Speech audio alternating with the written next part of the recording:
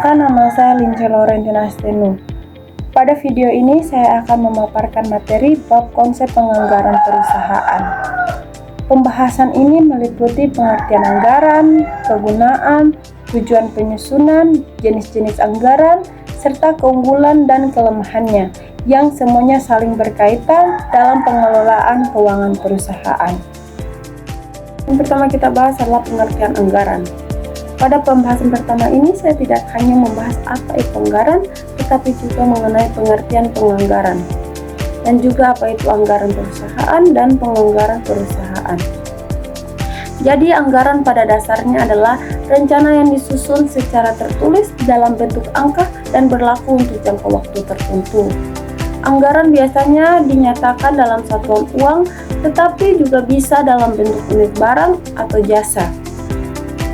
Anggaran tidak hanya berfungsi sebagai catatan keuangan, tetapi juga merupakan alat manajerial untuk mengarahkan seluruh kegiatan perusahaan agar berjalan sesuai dengan tujuan yang telah ditetapkan oleh perusahaan tersebut.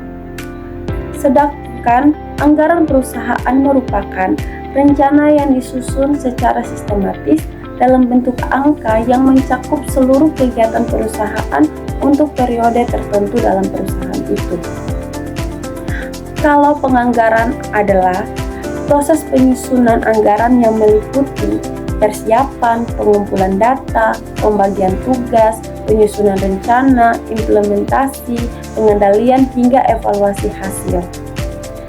Serta penganggaran perusahaan adalah proses perencanaan dan pengendalian kegiatan operasional perusahaan yang dinyatakan dalam bentuk angka, biasanya dalam satuan uang. Proses ini bertujuan untuk memproyeksikan seluruh aktivitas perusahaan ke dalam laporan keuangan, seperti laporan laba rugi, neraca, arukas, serta perubahan modal. Yang kedua yang akan saya bahas adalah kegunaan dari anggaran. Jadi kegunaan dari anggaran sendiri tidak hanya berfungsi sebagai rencana keuangan, tetapi juga sebagai alat manajemen yang memiliki banyak kegunaan. Kegunaan yang pertama adalah sebagai alat perencanaan terpadu. Anggaran membantu perusahaan menyusun rencana yang menyeluruh, baik untuk jangka pendek maupun jangka panjang. Dengan adanya anggaran, perusahaan tahu arah yang akan dituju dan bagaimana cara mencapainya. Yang kedua, sebagai pedoman kerja. Anggaran berfungsi sebagai panduan bagi manajer maupun karyawan dalam menjalankan aktivitas sehari-hari. Setiap bagian perusahaan akan bekerja sesuai target dan batasan anggaran yang telah ditentukan. Yang ketiga, sebagai alat koordinasi. Anggaran memudahkan koordinasi antar bagian dalam perusahaan.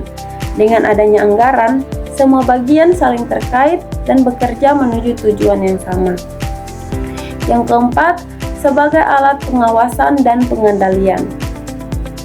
Anggaran menyediakan standar yang dapat digunakan untuk menilai apakah realisasi sesuai dengan rencana. Jika ada penyimpangan, manajemen dapat segera mengambil tindakan koreksi. Yang kelima, sebagai alat evaluasi kinerja. Dengan membandingkan realisasi dengan anggaran, perusahaan dapat menilai kinerja masing-masing bagian. Evaluasi ini penting untuk menentukan apakah target tercapai atau tidak. Dan yang keenam, sebagai alat motivasi. Anggaran bisa mendorong karyawan untuk bekerja lebih giat dalam mencapai target yang telah ditetapkan oleh perusahaan. Anggaran yang jelas membuat setiap orang memahami apa yang harus dilakukan.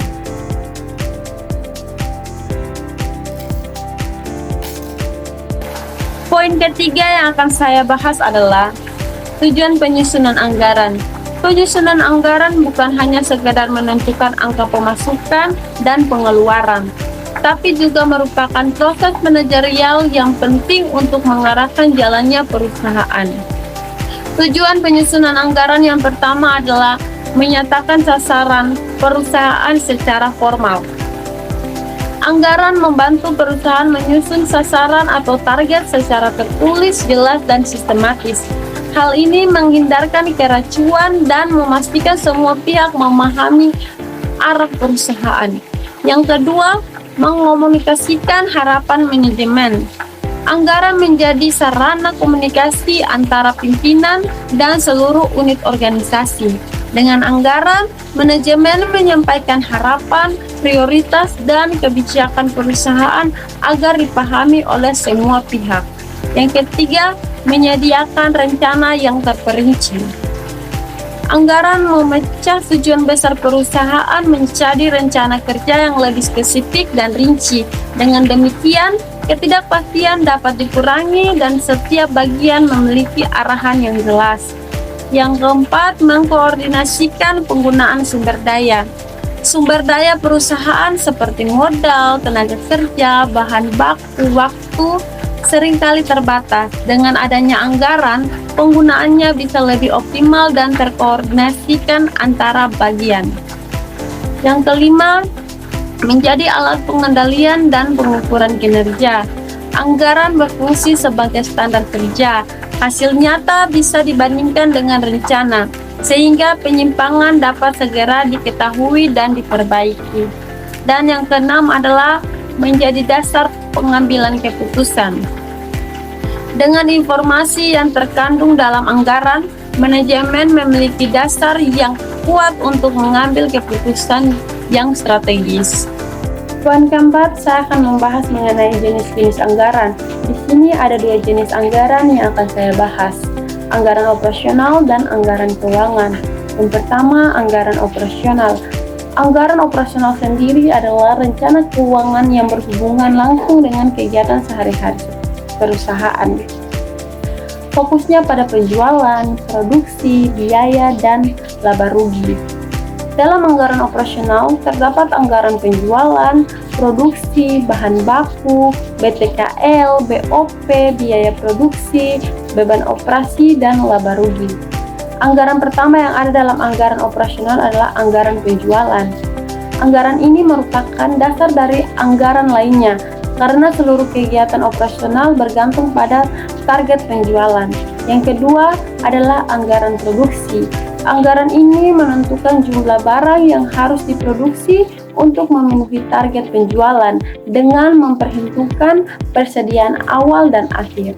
Yang ketiga, anggaran pemakaian dan pembelian bahan baku. Anggaran ini menentukan kebutuhan bahan baku untuk produksi serta pembelian bahan baku yang diperlukan. Yang keempat, anggaran biaya tenaga kerja langsung. Anggaran ini menghitung biaya tenaga kerja yang secara langsung digunakan dalam proses produksi. Yang kelima, anggaran biaya overhead pabrik. Anggaran ini meliputi semua biaya produksi tidak langsung seperti listrik, penyusutan, biaya pemeliharaan, dan lain-lain.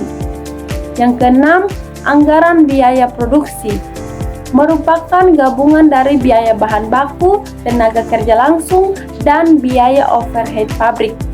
Yang ketujuh, anggaran beban operasi mencakup biaya yang timbul dalam kegiatan non-produksi seperti beban penjualan dan administrasi. Yang kedelapan, anggaran laba rugi menggabungkan seluruh pendapatan dan biaya untuk memproyeksikan laba atau rugi perusahaan. Anggaran yang kedua adalah anggaran keuangan. Anggaran keuangan menekan pada rencana keuangan perusahaan secara keseluruhan, khususnya mengenai kas dan posisi keuangan akhir periode. Anggaran ini terdiri dari dua. Yang pertama, anggaran kas dan anggaran neraca. Anggaran neraca adalah yang menunjukkan estimasi penerimaan dan pengeluaran kas selama periode tertentu. Anggaran ini penting untuk mengukur likuiditas perusahaan. Sedangkan anggaran neraca memperlihatkan kondisi keuangan perusahaan seperti aset, kewajiban, dan ekuitas pada akhir periode setelah semua anggaran lain diproyeksikan. Poin kelima atau poin terakhir yang akan saya bahas adalah keunggulan dan kelemahan penganggaran. Yang akan saya bahas pertama adalah keunggulan penganggaran. Penganggaran memberikan banyak manfaat bagi perusahaan, terutama sebagai alat perencanaan, pengendalian, dan evaluasi. Keunggulan yang pertama, bisa memperkirakan hasil lebih awal. Dengan adanya anggaran, perusahaan dapat memperkirakan hasil yang akan dicapai sebelum rencana dijalankan. Ini membantu manajemen memilih strategi terbaik. Yang kedua, sebagai patokan untuk menilai kinerja. Anggaran berfungsi sebagai standar atau tolak ukur untuk menilai baik buruknya hasil kerja. Dengan perbandingan antara realisasi dan anggaran, kinerja perusahaan bisa dievaluasi secara objektif. Yang ketiga, membantu koordinasi antar bagian. Anggaran mengaitkan satu bagian dengan bagian yang lain, sehingga semua bekerja untuk tujuan yang sama. Yang keempat, menekan pemborosan dan meningkatkan efisiensi. Dengan anggaran, perusahaan dapat mengalokasikan sumber daya secara tepat, sehingga pemborosan bisa ditekan. Yang kelima, meningkatkan motivasi dan disiplin kerja. Anggaran menciptakan target yang jelas, sehingga karyawan terdorong bekerja lebih giat untuk mencapainya. Meskipun penganggaran memiliki banyak keunggulan, penganggaran juga memiliki keterbatasan. Kelemahan pertama adalah berdasarkan perkiraan, jadi bisa saja meleset. Anggaran disusun dari perkiraan masa depan, sehingga belum tentu sesuai kenyataan. Yang kedua, tidak mudah menyesuaikan perubahan. Kondisi ekonomi, pasar, maupun regulasi bisa berubah cepat, sehingga anggaran yang sudah disusun menjadi tidak relevan. Yang ketiga, membutuhkan biaya, tenaga, dan waktu yang besar. Menyusun anggaran yang detail memerlukan data, analisis, dan diskusi antar bagian yang bisa memakan waktu dan biaya. Yang keempat, bisa menimbulkan konflik internal. Jika target anggaran dianggap terlalu tinggi atau tidak realistis, karyawan atau manajer bisa merasa terbebani. Yang kelima, bisa terlalu kaku menghadapi perubahan. Anggaran yang terlalu kaku bisa menghambat fleksibilitas perusahaan dalam menghadapi perubahan. Demikian pemaparan mengenai bab konsep penganggaran perusahaan. Semoga penjelasan ini dapat memberikan pemahaman yang lebih jelas tentang pentingnya anggaran dan proses penganggaran dalam sebuah perusahaan. Terima kasih.